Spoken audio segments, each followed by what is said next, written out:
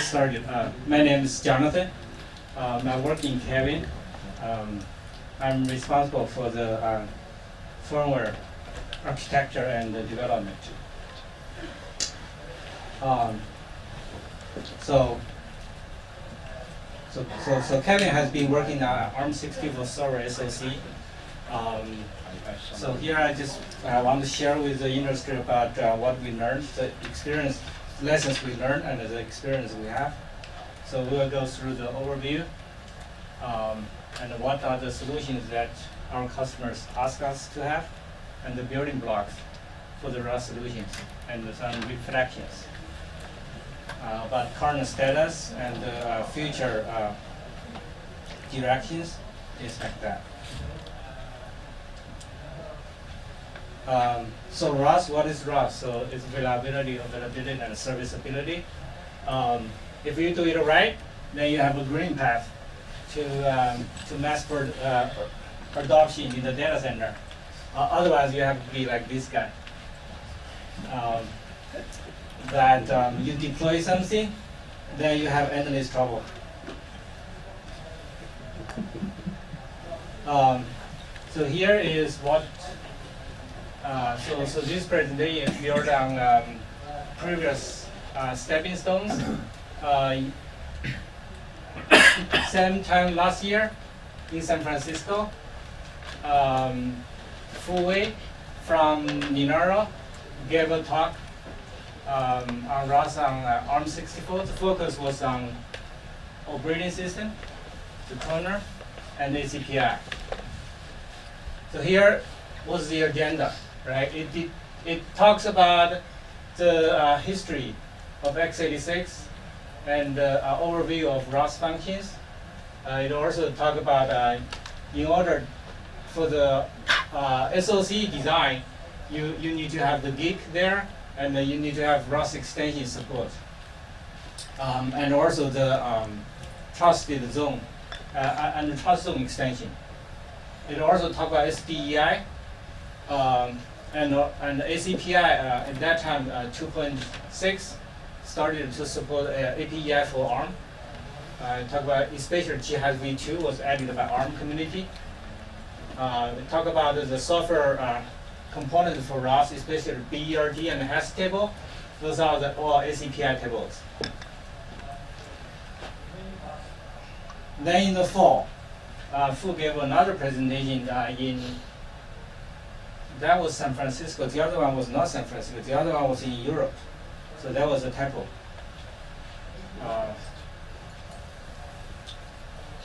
So the focus was on prototyping. It talked about the proposed solution with the MM secure partition that Matthew was touched upon in the previous presentation, secure partition manager, and gave a demo. So built upon those two, my discussion focus is commercialization. So we have those in commercialized product. I would define RAS is actually a three-dimension problem. So two dimensions is that you have the geometry, right? You go from CPU to board to rack. Within CPU, you have a lot of subsystems, and then on the board, you have CPU, you have the DIMMs, you have the PCIe devices, you have BMC or BMC, and then on the rack you have rack manager, right? So those are two dimensions. And another dimension is vertical. Is let's say on the main course, you run the firmware to software stack, and then you may have management core in the SoC that runs its own software stack. And the BMC has its own stack too, right, from U-boot to Linux. So it's a three-dimensional problem. So when we talk about RAS, we need to think about who needs what. Obviously, everybody knows that RAS is needed by end user and needed by apps developer. So what does end user and apps developer want? They want the error reporting to be accurate. They don't want the report is obscure. They don't want the report that is not correct. However, they want red level. For example, end user does not really care about too much details to it, right? But apps developer would need physical address if there's a memory error. Low cycle stealing for end user, they only want to know RAS exists when there's a problem. They don't want cycle stealing from their workload because they want predictable workload performance. They want uncorrected error to be quarantined. So if there's an error, it does not cause damage that it shouldn't cause, right? If it's a memory error on user space, just kill that user space, user process. Don't kill the kernel. That's an example. However, besides end user and apps developer, somebody else also needs RAS. So that was actually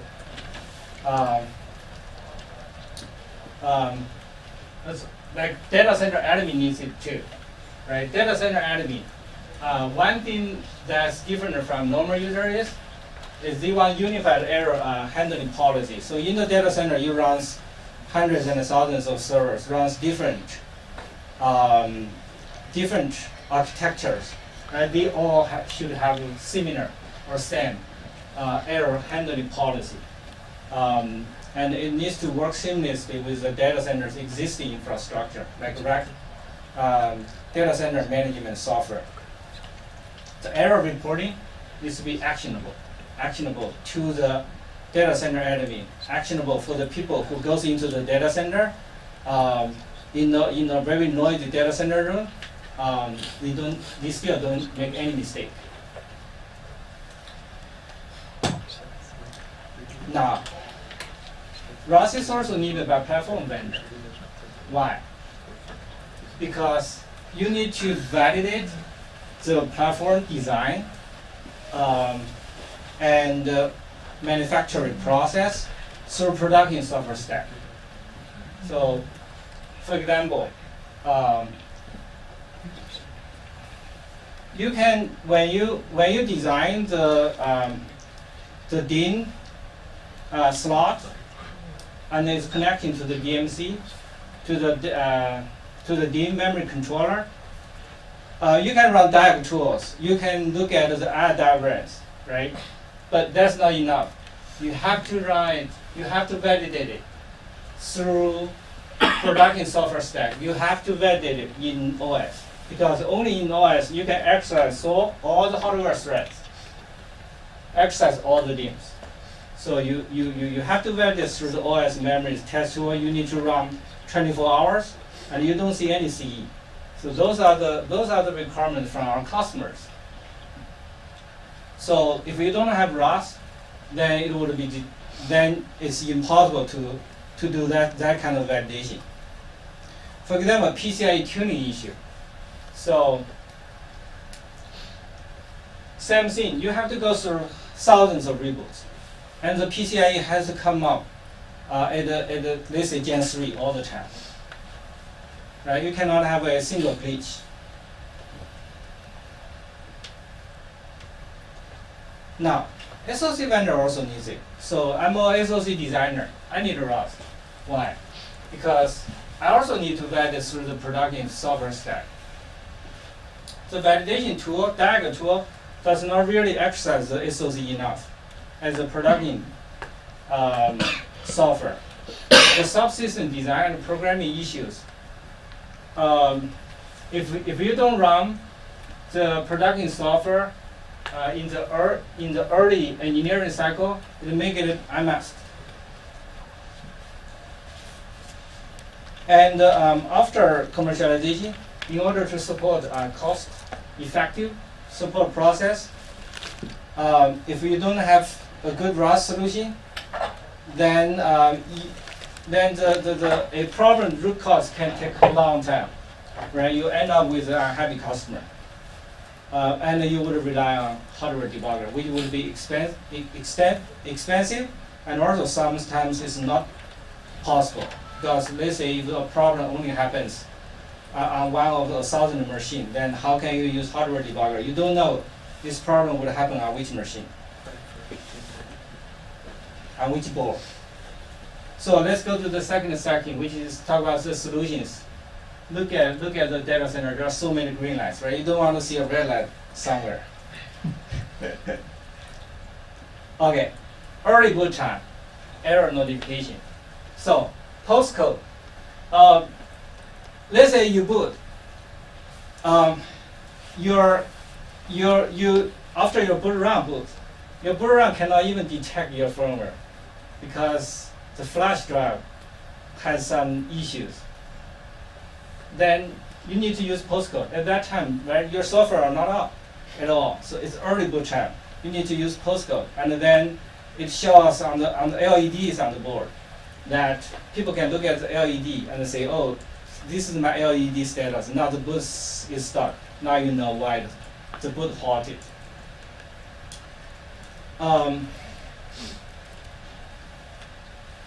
Sometimes when there's early boot time error, the customer still choose to boot with some defects. At that time, you need to create a cell record to diagnose successful boot, but some component failures. Let's say one DIMM failed, or one inter-socket link failed. Right? You need to send the cell record to do that, to tell user what happened. Runtime error notification. There's catastrophic error and non-catastrophic error. For catastrophic error, that means there's a platform level error that the platform just cannot continue with its operation, right? If one OS failed, I consider the platform is still running to me, right? Because I'm a SoC guy. So to me, catastrophic error means that the platform cannot proceed anymore. So at that time, I need to send out a GPL interrupt as soon as possible, right? Because this is the most reliable way of sending out a notification. And the quickest. Then I need to send out a cell record, it's auto band, send out to BMC. I need to generate a BERT record so that upon the next boot, the user, the OS user can know what happened. And then I generate a crash dump. Crash dump is generated both, is sent to auto band and also generate an email. So non-catastrophic error. I create a GPL interrupt, I send a cell record, I create a hash record. When I create a hash record, I have the zipper record format so that the OS can decode it. In terms of notification, it's jihad v2 notification. There are 5 different notification methods. One is pull, interrupt based, and SDEI, SEA, and SEI.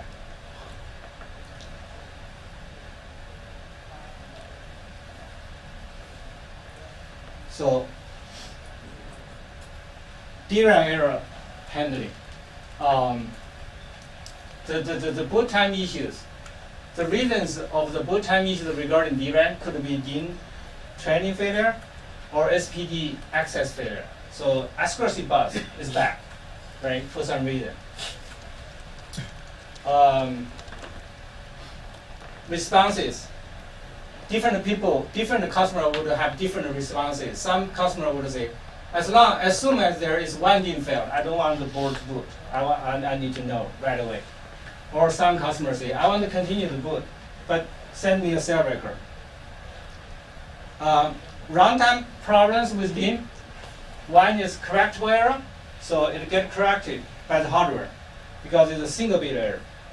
Or there's uncorrectable error in non-secure memory.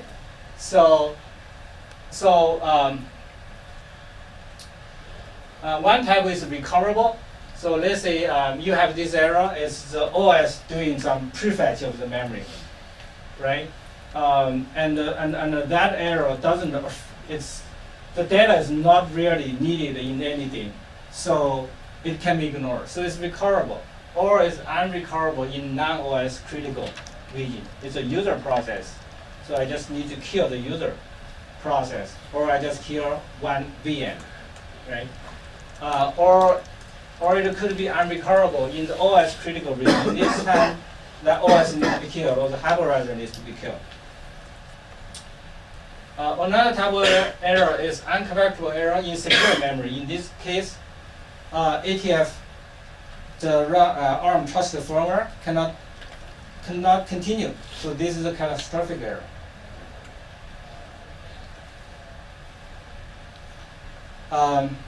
DRAM error reporting. Right, different type of people be concerned about the different error reporting details. The apps developer, they need to know the physical address, so they can pinpoint exactly what data is corrupted, and then they can take appropriate measure. For data center admin, their concern is fruit level, right? I want to know which DIMM should be replaced.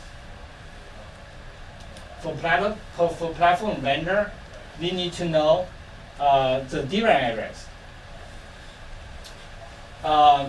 so that they know a particular DIMM, a particular type of DIMM, maybe one rank is not designed right, or things like that, right? So, but channel interleaving could complicate the address translation. So therefore, in the firmware, you have to be very careful doing the translations between DRAM address, transaction address, and the physical address.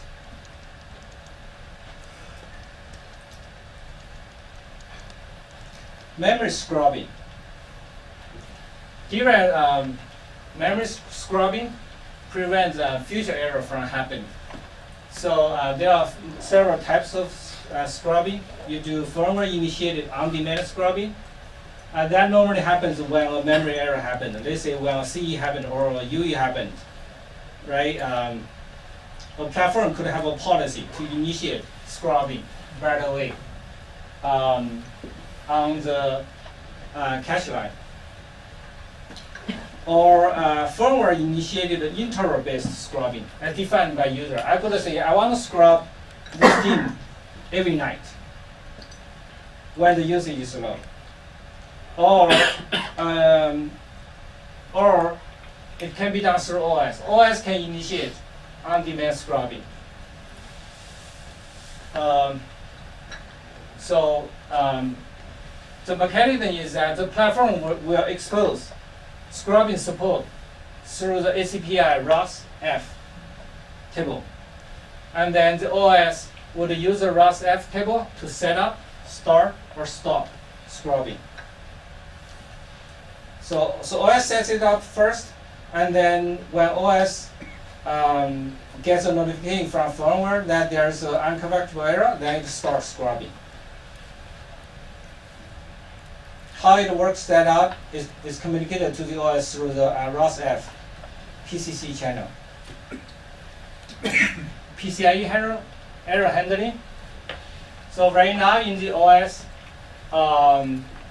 PCIe driver stack, in the Linux PCIe driver stack, there's a PCIe AER driver. However, all our customers ask for firmware first handling for PCIe error.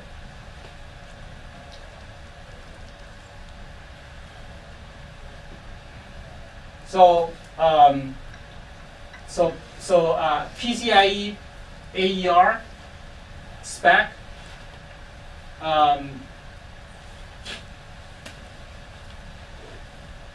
asks that when the PCIe device, when it detects an error, the error is reported up through the AER mechanism. So it's reported to the root port, and right, if it is an error happened in the endpoint device, then the error is reported to the root port, sent through as a PCIe as a message. And then the PCIe root complex in the SoC would issue an error interrupt. At this time, the firmware secure interrupt handler would analyze and report the error. So Jonathan, Yeah. can I ask some questions? Yeah, go ahead. So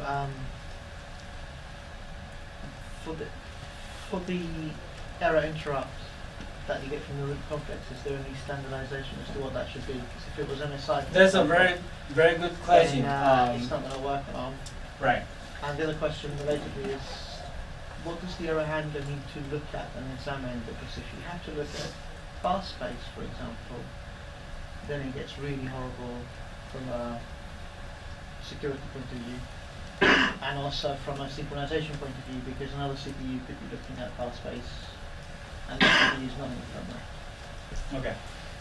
So the first question, right? So the first question from Charles is that in terms of PCI error injection, is there any standard? To be honest, we have not found any reliable PCIe error injection method through software. So the most reliable way is through PCIe analyzer. That's what we do. We can do limited error injection. The question was more for what's the interrupt from the root complex to the into the firmware, into the application processor. I was wondering whether that's a message-based interrupt or whether it's an actual wide interrupt. Because if it's message-based, It's message-based. If it's message-based, you can't. Hold on a second. Then it doesn't work. Hold on a second. You are talking about when there's a PCI error, how the error is reported by the root port? Yeah. Oh, that's a proprietary interrupt. Okay. Yeah. It's just a DMC interrupt, DRAM error interrupt. Right. Proprietary. Yeah. Okay. Yeah, in terms of injecting, right? You have three possible ways of doing injecting. One is through root port. You inject. Let's say you inject into the transmitter path, so that the endpoint think it has an error. Actually, you inject into the RP. But for us, that doesn't cover all the cases. The subsystem we got. Yeah. Is that root port vendor specific as well? Yeah, vendor specific. Another way is you inject into the endpoint device, but we have not found any endpoint device that can work reliably. Sometimes you just couldn't inject, or you inject this whole system panic. We have not found any card that is capable of doing that reliably. So now we mostly rely on analyzer. The second question was on which memory spaces does the firmware need to look at to diagnose and fix the errors? Does it include bar space as well as config space? Right. It needs to look at the root complex, look at the PCIe, the AER status register. And then it's config space? Yeah. Yeah. And then it needs to traverse the bus to look at the hierarchy, to look at the endpoint as well. Does it ever look into the bar space? Say it again? Bar space. So if I have a non-prefetchable bar with some MMIO for my endpoint, Right. does the error handler need to look at that? It needs to. Yeah. Fine. Yeah. So, how do you do through ACPI to do firmware first handling for PCIe error handling? One is in the OSC method. You need to allow the OS to convey APEI support to platform. So platform knows that OS supports APEI. Then in OSC, when OS requests control over the PCIe AER, platform doesn't give control. So platform takes the control of the PCIe error handling. And in the APEI error sources, use the jihad v2 error source. We don't use the PCIe RP AER structure, because that's used to initialize the PCIe RE for the AER reporting. It still relies on the kernel AER driver. So we don't have PCIe RP AER structure, and we don't have PCIe device AER structure. In the SIPR record, we have the PCIe error section. So second question, if you have firmware looking at, particularly with bar space is more worrying. I think with config space there's a certain level of agreement that can be had. But if you have firmware looking at that, you can have another CPU running the driver for that endpoint. Also, in the kernel, accessing the same bar space. Mm-hmm. How do you avoid races? So you are talking about one CPU thread is accessing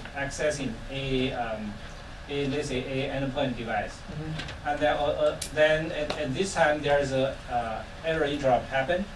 Then another thread goes to process it. Yeah. Then what happens? Yeah.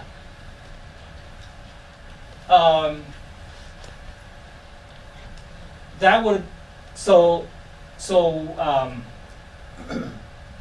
we haven't had any problem with that. We didn't do anything special to it. We haven't done anything special to it. The other, so isn't that similar to DRAM stuff, that you have a memory error happen with, right? So the other side, when you report it out, the OS can decide what to do with this PCIe access if it's process. One side's in firmware and the other one's in the OS. I'm worried that we're going to end up needing things like rendezvous, which I'm really hoping we can avoid on ARM, because ARM architecture doesn't mandate, whereas, it's one of the advantages of You ARM have to over stop. Intel. Right. I see what you mean. Yeah. We haven't thought into that, and we haven't encountered any issue of not having think into this. Right, that's interesting.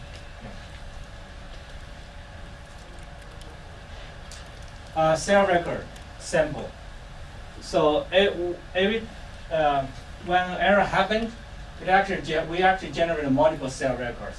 The reason why is some of the cell records are from the error producer, some are from the error consumer, and one cell record is only 6 bytes long, right? It does not hold all the information. So the useful information would be the error type, the bus device function numbers, the vendor device ID, and error ID. So at least you need 2 cell records for a device, right? So here are the example of cell record generated after a PCIe error injection. Power thermal management. On the board, you have different types of sensors. You have sensors on the chip, right? On-chip sensors. You have sensors in the DIMM. You have sensors on the board. So there are multiple levels of defenses. Let's say you have a DIMM temperature-based memory throttling. If the DIMM temperatures rise up pretty high, then you throttle the memory frequency. You would have sensor temperature-based closed loop thermal throttling.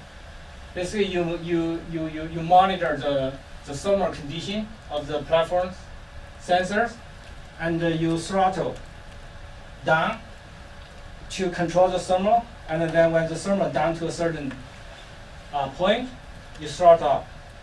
The last defense is software-based thermal trick. So the software would reduce the forcefully reduce the frequency of the SoC, or hardware-based, right? It's too bad then hardware do it. Otherwise, the SoC get melted, right? You don't want to get melted in your board. Power optimizations. There is autonomous DVFS that the management controller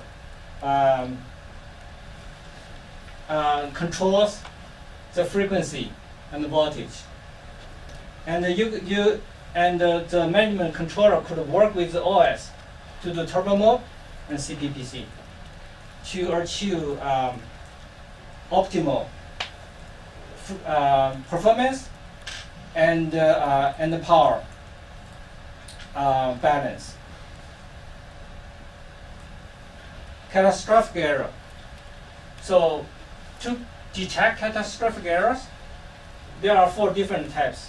One is hardware error interrupt handler running in the trusted firmware A. So it was previously called ARM trusted firmware, and ARM team now call it trusted firmware -A. Because I think you would have trusted firmware -B -R and trusted firmware -M. So basically you have a hardware error and then the handler detects it, right? Or you could have a secure watchdog byte in the on-chip management controller.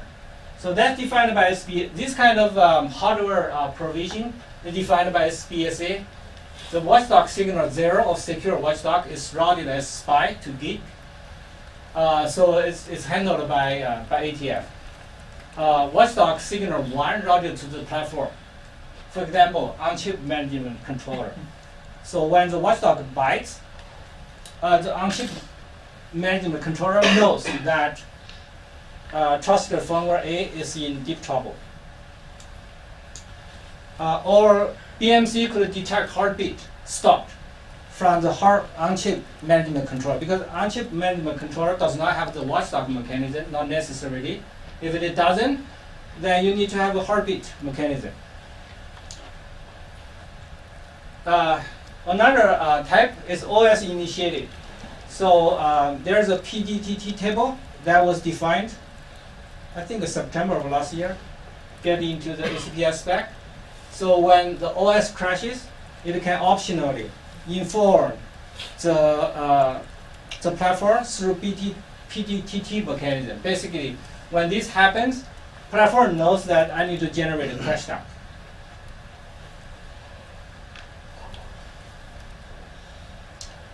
Crash dump. So when you need to make crash dump, it's like this boat, right? The ship is sinking. Now you need to save data as much as possible. Crash dump needs to contain the data needed to do failure analysis. So you would hear from the data center guys say, tell me, let's say in the data center, once in a month I get a crash. Tell me what you need from me to analyze it, right? So as SOC vendor, you have to carefully think about what data is needed to do this kind of failure analysis for things happens rarely and randomly. The vendor needs to provide proprietary tool to analyze the failure, because this is deeply SOC design related, so it would be proprietary tool. The crash dump data design, the format design needs to be modularized, because you need to provide fault tolerance, right? You may be generating one particular piece of crash dump and you couldn't continue anymore. So SOC is halted, is hosted, or you couldn't send out data anymore because the I2C bus is not working anymore. So crash dump process could fail at any point of the time. So the crash dump data format design needs to be modularized. And it's better to save in both non-volatile storage and BMC, so that if BMC doesn't work, you still have it on flash, and vice versa. You have it sent out externally to another boat. Okay, building blocks. So those are. So now we talk about the building blocks of the RAS solutions.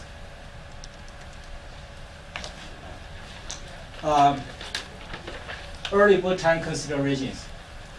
Most of the hardware errors are handled based on when there's an interrupt, right? But at very early time, at the prehistoric time, there's no interrupt. You have not set up interrupt yet. Your gig has not initialized. So you need to remember, you need to check the error status register at certain checkpoints. What are the checkpoints? It's your SOC design specific. You need to check the error status register right before the interrupt is enabled. And then you want to enable the interrupt as early as possible. Prevent false positives. It's very important. If a user sees an obscure error message, they will panic, right? They will demand you to give them a reason. So, the firmware designer needs to filter out noises happened during training initialization process, and clear the status register before enabling the hardware error interrupt. Share record. So, with ARM architecture, the SSF communication between the SoC and the BMC, there are two entities. One entity is the trusted firmware. Another is a non-secure world. Non-secure world is UEFI or OS. Right? So in this case, in your platform design, you need to have two security buses. One is used by the RMTF, by the trusted firmware A. Another is used by the non-secure world. And your BMC needs to be able to handle simultaneous cell record access. What if there's a hardware error and the trusted firmware A is creating a cell record, and in the meantime your OS says, I want to clear all the cell record, right?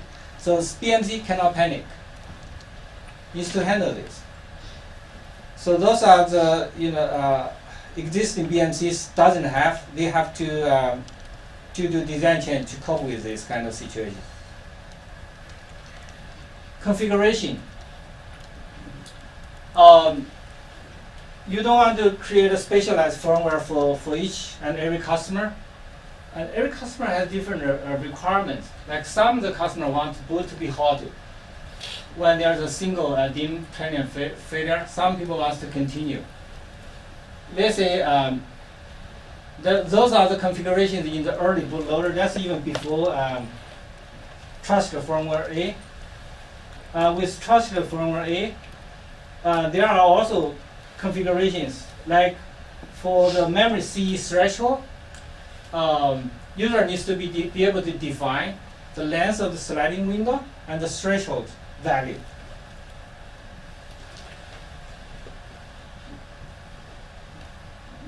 So those configurations, right? They are not UEFI variables because those are not the configuration of UEFI. But user still needs to be able to display and update those configurations in the OS. How do you do that? So we store those configurations in a partition in the boot RAM, separated from the UEFI variable partition. So it's a separate partition that holds the data, configuration data used by the early bootloader and used by the trusted firmware A. We expose through the UEFI variable runtime service. Get the variable, set the variable, and get next variable. UEFI runtime services. We protect both early bootloader partition, configuration partition, and UEFI variable partition from firmware update. And we provide ability to set it to factory default, because there are lots of configurations. Just one question. If it's firmware first, why you need the OS to access these variables? Because they want to change the values. They want to look at the values. So the user, for example, they want to see, what's my slide window setting? Or want to change it, so next boot, it will take effect. So it's not about OS using it. It's more about giving users a convenience. Because the user are very accustomed to UEFI variable and the UEFI variable service. They don't, ARM architecture is different. That is, it has a pre-UEFI bootloader and it has a pre-ATF bootloader, most people. In fairness, so does x86. Yeah. It's a sex phase. Yeah. Error injection, we discussed this PCIe error injection already. But on the memory side, you need to be able to inject into both specific physical memory address or specific DIMM location, and then you randomize which memory will be corrupted. Reflections. Hardware design. In the SoC design, the SoC designer needs to think hard about how to reduce cycle stealing. There are two ways. One is you route the hardware error interrupt to on-chip management controller, so that the RAS handler would run on the on-chip management controller instead of having to run in trusted firmware A. Another way is to manage the correctable error threshold in the hardware instead of asking software to do it. Suppose the standardized extensions like RAS extension, right? So you have a 8.2 RAS extension and you have 8.4 RAS extension. Actually, I don't know what's the difference. What are the new in 8.4 RAS extension? 8.4 makes ACIs, ACAs non-maskable, SEI not maskable. and it unifies the entry point of ACIs and ACAs so that today your simple textual bots, they go into One to one. Okay. Yeah, 8.4 RAS extension is still a little far to me. As a production guy, so I haven't looked into it. We're saying SPSA also mandates that you implement the RAS extension. Yeah, 8.2 we do. Yeah, 8.2 RAS extension we do. Just one question. So if you say root the hardware input to the on-chip management control, this won't work for processor error inputs, right? Of course. Yeah. Right, so- Yeah. But yeah, supposedly the RAS processor core-related errors are rare. Yeah. Much rarer than memory error and PCIe. Because those are external connections. Any thermal could cause a lot of issues. Yeah. This slide is provided by Achin from Arm. This is about what's the current status of the RAS feature-related firmware development and the future considerations. So right now, as Mehdi already said, there is an exception handling framework, and this will go into 1.5, which will be released this week. It would support 8.2 RAS extension. That's good news for me. Then I can carry on now. Right. So there's a SDEI dispatcher in the trusted firmware A. That's good. And the RAS handling happens in a secure partition. We don't do that yet, but we do use secure partition for some other functions, features.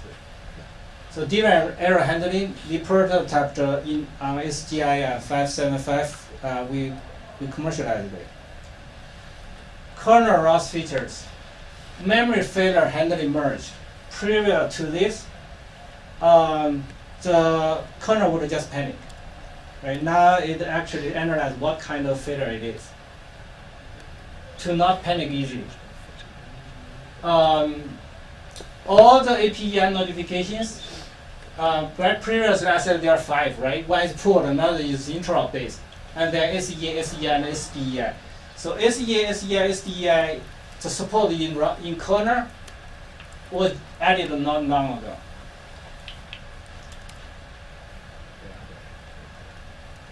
API support for multiple NMI sources. So here NMI actually means SEA, SEI, and SDEI, right? That's ARM equivalent of NMI. That's under review. The client driver is merged. Okay, so support for IESB. So this is pretty important, right? So the kernel has to have it.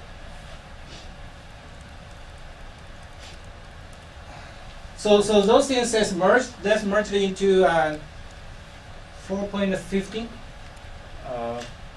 Yes. Right. Yeah. Okay. User space daemon. User space daemon. So I'm very glad to see that this particular code base is now getting support from the Arm64 community. You can see there are commits from Qualcomm, and we are working on it as well, and a lot from Arm. So I hope the industry can gather behind it and perfect it, because user space daemon can do a lot of things like predictive failure analysis. BMC, there is a industry movement to go behind OpenBMC, and ARM Camps has joined the effort. You go to the GitHub, you can see those features. These are features in progress, and our community needs to invest in. Like what I heard is, let's say Google says, if you don't work with OpenBMC, I don't buy your SoC. ARM is also working on server-based manageability guide. So Zhang has created this one and is now under review. So 1.0 is under review. So on the left-hand side, you can see it has multiple levels, and it defines the host SoC interface, BMC interface, and what the services are.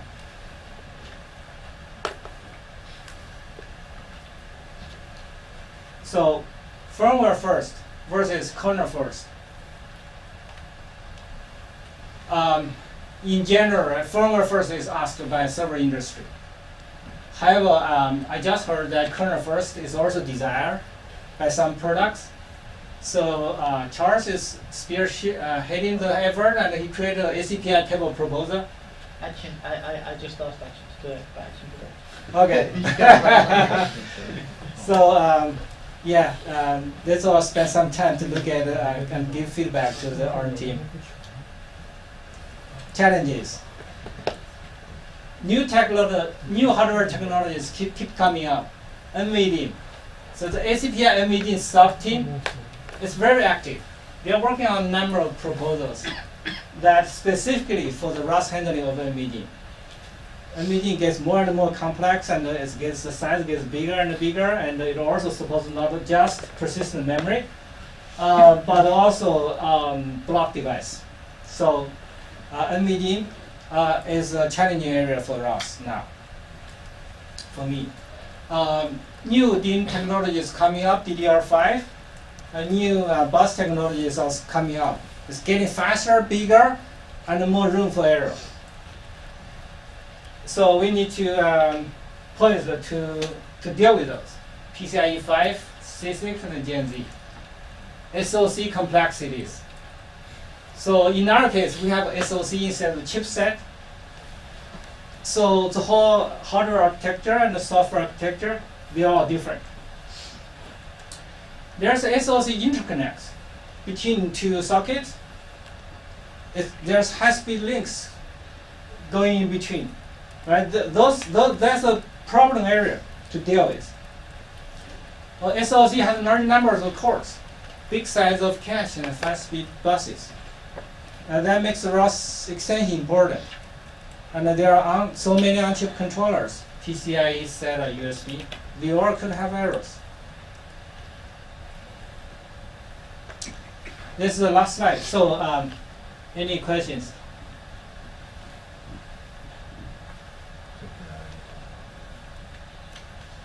Go ahead. I want to know your planning to using the SDI, because in current kernel, when an error happens, we just jump to the SEA exception entry in year 1, and it can kill the application, can read the API table, but if we want to use an SDI, we need to register another handle to year 3. So do we write another handle in year E? We just use the year 1 SEA entry point as the handle. Okay. Let me try to answer, see if I can. So yes, you have to use this SEI. If you use a normal interrupt-based notification, then chances are is that the OS already panicked when you created the API error record.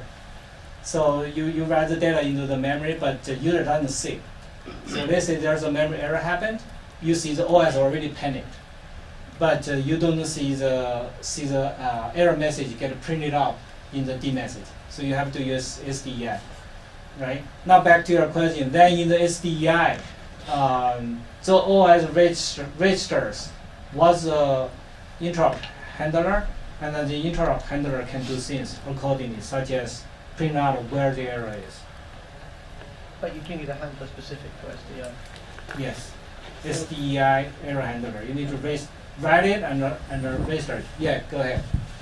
So in the slides, one of the features that's been added is plumbing SDI into API. So what that does is that in your hardware error source table, if for a particular error source you specified SDI as a notification mechanism, then that allows the API framework to register a SDI handler through the SDI client driver that's already there. So whenever the error occurs from that particular error source, the firmware will use the SDI notification mechanism to inject into the kernel, and then it should land directly into the API handler that was registered earlier. So I believe you were asking that at the moment we would have to reuse the SEA handler, right? But as far as I understand, the API code can now directly register an SDI handler, so you can just take it from there. So that support, I think it's been merged now, or at least it's under review. I can put you in touch with the person who's kind of doing the patches. A memory error could cause SEA or could cause SEI, right? Or or in the case it doesn't create a SEA nor SEI, it needs to create a SDEI. This my thinking at this moment. So if it directly causes SEA, then it would be handled by SEA handler. If it directly causes SEI, then it's handled by SEI handler. If it doesn't cause SEA and it doesn't cause SEI, it needs to be handled by SDEI handler. So with SDI you can handle exception and exception. So if an error happens whilst you're already handling an exception and you just use regular SDI, you're screwed. Whereas with SDI you can actually handle that things. So that's a good question. Any other questions? Yeah, I got the question. Yeah. So can you move to from the upstream this in the last beam? Oh, yeah. I think here we have already the last beam, and we can use that to predict such as team failure or something like that. I think that's a normal one, but for some specific errors, that's used to notice that we have some bus errors and SOC specific IP errors or something like that. It's not standard, but in the PCIe AER. Yeah, the the new table, so we can present some vendor specific error. Right. Yeah, and so this just some numbers. I think if we add some description in the last beam, you say, okay, number one is a high silicon bus error or something like that. That'll be useful for end users.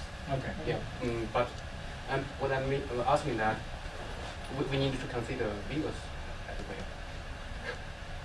well. So Hanjin's question is in the RAS statement.